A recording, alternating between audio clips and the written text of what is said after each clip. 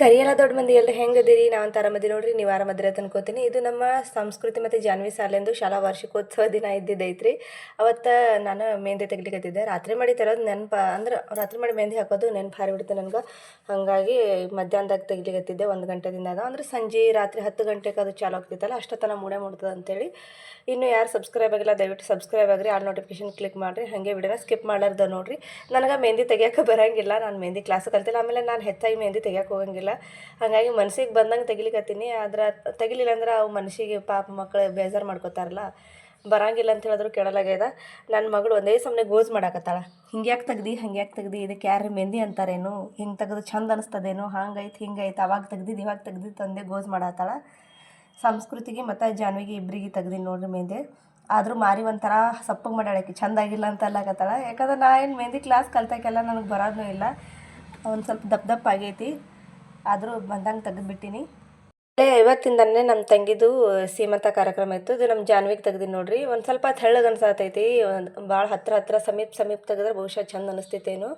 ಆಮೇಲೆ ದೇಸಿ ಜುಗಾಡು ಮಾಡೋಕ್ಕೆ ಹೋದೆ, ನಾನು ಸರಿಯಾಗಲಿಲ್ಲ. ಈ ಬಾಕ್ಸ್ ಇಟ್ಟು ಇದರಲ್ಲಿ ಮೆಹಂದಿ ಹಚ್ಚಿ ಹಿಂಗೆ ಸಾಫ್ ಮಾಡೋಕ್ಕೆ ಹೋದೆ. ಅಂದರೆ ಇದ್ರ ಡಿಸೈನ್ ಏನಾದರೂ ಮೂಡ್ತದೆ ಅಂತೇಳಿ ಸರಿ ಮೂಡಲಿಲ್ಲ. ಸಂಸ್ಕೃತಿಗೆ ಮಾಡಿದೆ, ಅದಕ್ಕೆ ಸರಿ ಆಗಲಿಲ್ಲ, ಬೇಡ ತಂದ್ರೆ ಬಿಟ್ಟೆ. ಆಮೇಲೆ ನಮ್ಮ ಜಾನ್ವಿಗೆ ಮಾಡಿದೆ. ಜಾನ್ವಿಗೆ ಒಂದು ಸ್ವಲ್ಪ ಆಗೈತಿ, ಅಂದ್ರೆ ಭಾಳ ಚಂದೇನು ಆಗೋಕ್ಕೆ ಆಗಿಲ್ಲ, ಅಷ್ಟೇ ಸಿಂಪಲ್ದಾಗ ಆಗೈತಿ. ಅದಕ್ಕೆ ಇನ್ನೊಂದು ಸ್ವಲ್ಪ ಪ್ರಿಪೇರ್ ಮಾಡಿ ಕಡೆಗೆ ಹಿಂಗೆ ತೆಗೆದೆ ನೋಡ್ರಿ ಮೆಹಂದಿ. ನಿಂದು ಇದು ಆಗ್ಯದ ಅಷ್ಟೇ.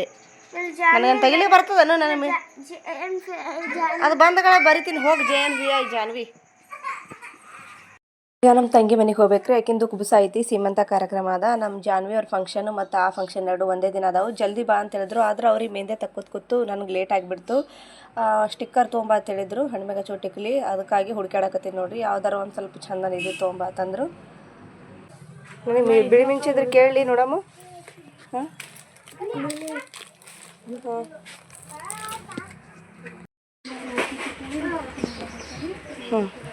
ಕಾಲನ್ನು ಹಾಕೊಂಡ್ರಿ ನೋಡ್ರಿ, ಹೋಗಮ್ಮ ನೋಡಿ.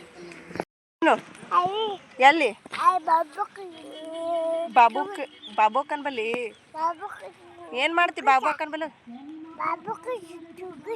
ತುಗುಶ ಅಲ್ಲೇ ಕುಬುಸ, ಅದು ಕುಬುಸ ಸೀಮಂತ.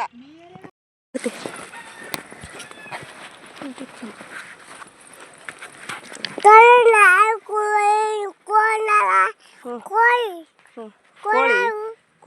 ಕೋಳಿ ಅದಾವಲ್ಲ, ಕೂ ಮಾಡತ್ತವನು ಕೋಳಿ. ನೋಡಿ ಬಡ ನೋಡಿ ಆಗ್ಯದದ್ರ ಅಂದು ಅದನ್ನೇ ತಿತ್ತೇನು ಒಯ್ದು ಒಗದ್ ಬಾ. ಹೋಗು ಚೀ ಒಗದ್ ಹೋಗು. ಮತ್ತು ನಮ್ಮ ಔಷಿ ಬಂದಾಳಂದ್ರೆ ನಮ್ಮ ಔಷಿ ಕರೆಯೋಕೆ ಹೊಳಿ ವಾಪಸ್ ಮನೆಗೆ ಬಂದು ಅವ್ರಿಗೆ ಕರ್ಕೊಂಡು ಹೊಂಟೀನಿ ನೋಡ್ರಿ. ಅಬಿಗೆ ಅಲ್ಲೇ ಬಿಟ್ಟಿದ್ದೆ, ಅಳ್ಳಾಕೆ ಶುರು ಮಾಡಿಬಿಟ್ಟವ. ನನ್ಗೆ ಬಿಟ್ಟು ಹೋಗಿಯಲ್ಲ ಅಂಥೇಳಿ ಜಗಳ ಮಾಡಾಕತ್ತಿದ್ದ. ನಾನು ಹೋಗಿ ಹೊಳ್ಳಿ ಬರೋದ್ರಾಗ ಮತ್ತು ನಾನು ಎದುರಿಗೆ ಬಂದಾನ. ಹೇರ್ ಸ್ಟೈಲ ಒಂದು ಸ್ವಲ್ಪ ಲಾಂಗ್ ಹೇರ್ ಅದಾವಲ್ಲ, ಬರೀ ಜಡೆ ಹಾಕೋದು ಚಂದ ಅನ್ಸಲ್ಲ ಅಂತೇಳಿ ಒಟ್ಟು ಹೂವು ತೊಗೊಂಡು ಈ ಥರ ಮಾಡೀನಿ ನೋಡ್ರಿ. ಚಂದ ಅನ್ಸಾಕತ್ತೈತಿ. ಇನ್ನೂ ಜಾಸ್ತಿ ಉದ್ದಿದ್ದಂದ್ರೆ ಇನ್ನೂ 1-2-3 ಸ್ಟೆಪ್ ಎಕ್ಸ್ಟ್ರಾ ಮಾಡ್ಬೋದಾಗಿತ್ತು. ಈ ಥರ ಆಗ್ಯದ. ನಡುವೆ ಗುಲಾಬಿ ಹೂವು ಇಟ್ಟು ನೋಡ್ರಿ. ಇನ್ನೂ ಗುಲಾಬಿ ಹೂವು ಜಾಸ್ತಿ ಇದೆ ಅಂದ್ರೆ ಅಲ್ಲಿ ಮೇಲ್ಗಡೆ ಇನ್ನೂ ಸಾಲ್ಕ ಗಿಡಕ್ಕೆ ಚಂದ ಅನಿಸ್ತಿತ್ತು, ಮೊಗ್ಗಿನ ಜಡೆ ಥರ. ಆದರೂ ಸಿಂಪಲ್ ನನಗೆ ಏನೋ ಸಡನ್ನಾಗಿ ಈ ಥರ ಐಡಿಯಾ ಹೊಳಿತು, ಸಡನ್ನಾಗಿ ಮಾಡಿದ್ದಿದ್ದು ಹೇರ್ ಸ್ಟೈಲ್. ಆದರೂ ಮಸ್ತ್ ಆಗೈತಿ ನೋಡಲ್ಲ ನೋಡಿ.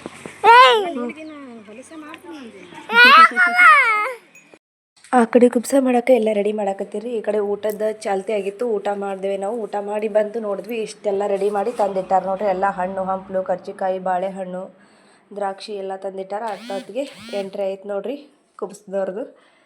ಹೆಂಗೆ ಕಾಣಿಸಾಕತ್ತದ ನೋಡ್ರಿ, ಹೇರ್ ಸ್ಟೈಲ್ ಮಸ್ತ್ ಅನ್ಸತೈತಿ. ಇನ್ನೊಂದು ಸ್ವಲ್ಪ ಲಾಂಗ್ ಹೇರ್ ಇತ್ತು ಅಂದರೆ ಇನ್ನೊಂದು 2-3 ಸ್ಟೆಪ್ ಮಾಡಿದರೆ ಚಂದ ಅನಿಸ್ತಿತ್ತು. ಬಹುಶಃ ನಾನಿದು ಮೊದಲನೇ ಸಾರಿ ಅನ್ನಿಸ್ತೈತಿ ನನ್ನ ವಿಡಿಯೋದಲ್ಲಿ ನಮ್ಮ ತಂಗಿಯರ ಫೋಟೋ ಮತ್ತು ವಿಡಿಯೋ ಕಾಣಿಸ್ಕೊಂಡಿದ್ದು. ಇಲ್ಲಿವರೆಗೂ ಯಾರಿಗೂ ತೋರಿಸಿದ್ದಿಲ್ಲ, ಮತ್ತು ಅವ್ರು ಬ್ಯಾಡ್ ಅಂದಿದ್ರು. ಹಾಗಾಗಿ ಯಾವ ವಿಡಿಯೋದಲ್ಲಿ ಅವ್ರು ಕಾಣಿಸ್ಕೊಂಡಿಲ್ಲ. ಇವಳು ಈಗ ಸೀಮಂತ ಇದ್ದಿದ್ದು 3ನೇ ತಂಗಿದು.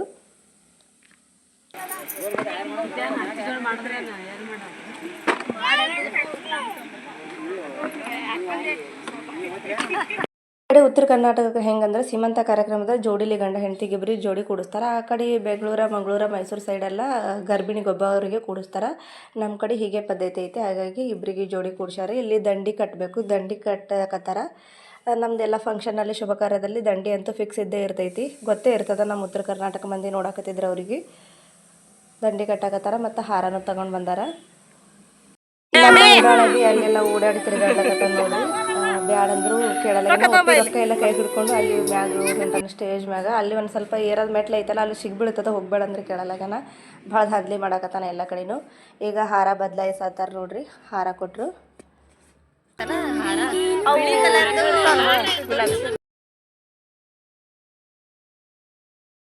ಮಾಡಿದ್ರಿ ಒರಿಜಿನಲ್ ಆಡಿಯೋ ಜೊತೆಗೆ ಹಾಗೆ ವಿಡಿಯೋ ಅಪ್ಲೋಡ್ ಮಾಡ್ಬೇಕಂತಂದ್ರೆ ಕಾಫಿ ರೈಟ್ ಒಂದು ಬರ್ತೈತಿ. ದೊಡ್ಡ ದೊಡ್ಡ ಫಂಕ್ಷನ್ ಇದ್ದು ಬಳಕಂದ್ರೆ ಹಾಡಂತೂ ಇದ್ದೇ ಇರ್ತಾವೆ. ಅದ್ರ ಕಾಫಿ ರೈಟ್ ಬಂತಂದ್ರೆ ಮತ್ತೆ ನನ್ನ ಚಾನಲ್ಗೆ ಎಫೆಕ್ಟ್ ಆಗ್ತೈತಿ. ಹಾಗಾಗಿ ಯಾವುದು ಸಾಂಗ್ಗಳನ್ನು ಇದರಲ್ಲಿ ಅಪ್ಲೋಡ್ ಮಾಡೋಕ್ಕಾಗಂಗಿಲ್ಲ. ಹುಣಸೆ ಹಣ್ಣು ನೆನಪು ಹರಿತತ್ರಿ. ಆಮೇಲೆ ಮತ್ತೆ ಹುಣಸೆಕಾಯಿ ತೊಗೊಂಡು ಬಂದರು. ಅಲ್ಲೇ ಹೊಲದಾಗ ಹುಣಸಿನ ಗಿಡ ಅದಾವು, ಅದನ್ನೂ ಹರಿದು ಇಡಾಕತ್ತಾರೆ ನೋಡ್ರಿ ಅಲ್ಲಿ ಪ್ಲೇಟ್ನಾಗೆಲ್ಲ. ಎಲ್ಲ ಜೋಡಿಸಿಟ್ಟಾರ. ಅದೊಂದು ನೆನಪಾರ್ಬಿಟ್ಟಿತ್ತು.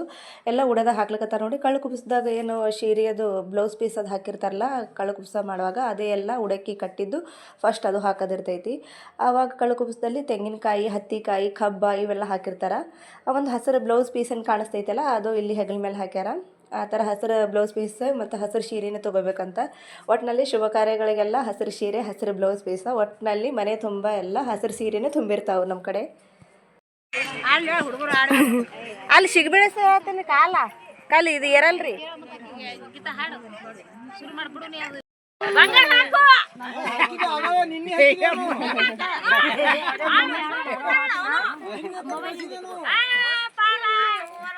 ಮೂಡಿ ಬಂತು ಮಿಡಿಯ ಮಾವಿನಕಾಯಿ ತಿನ್ನಂಗಾಗೈತೆ, ಮಿಡಿಯ ಮಾವಿನಕಾಯಿ ತಿನ್ನಂಗಾಗೈತೆ,